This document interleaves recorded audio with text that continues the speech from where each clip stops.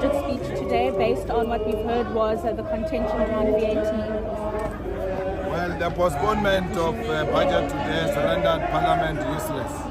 It has got no authority because budget, whether you agree on it or not, you must bring it here so that it can be debated and ultimately adopted. So there is no government, because if you don't adopt budget, it's clear the government has collapsed.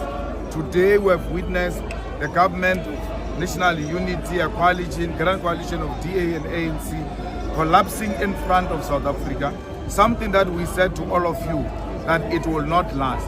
We will never agree to increase of 2% on VAT from 15% to 17%. And that's why they are scared to come here, because it will be rejected. So that was discussed, 2% increase on VAT, sir? It is on the budget proposal that was withdrawn, that he wants to increase the VAT from 15 to 17%. And that is where the fundamental disagreements are. And we said, bring it here. Let the people of South Africa hear what is the actual disagreement. Then you know that indeed the EFF is reasonable by demanding that this budget must be rejected. Parliament's role is to accept or reject a budget. It doesn't have to be perfect. Bring it to Parliament, let it debate it, let it amend it. Where we agree, then postpone those matters and take them out of a budget. But today, we have seen Parliament being rendered useless, where it's supposed to exercise its oversight on the executive. It gets told by the executive there is no budget. When you say there is no budget, you are saying there is no government, because government is budget. What about the poor masses of our people? There must be allocations. Most departments have exhausted their money. They are waiting for new budget allocations. There is no budget. And we're going to come back on the 12th of March. We are not even sure whether we'll proceed or not. Was there discussions around corporate taxes or the wealth tax at all?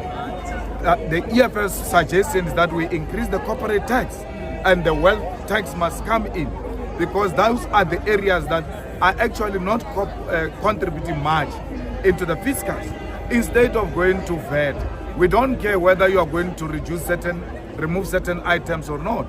The poor will still go and buy the items that are not excluded, and that will be a burden on the poor masses of our people. So we are saying, and that's the advice we gave him, increase the corporate tax and introduce the wealth tax. That's how you're going to generate more money. Leave the poor alone. We just increased this VAT from 14 to 15% during Zuma's time.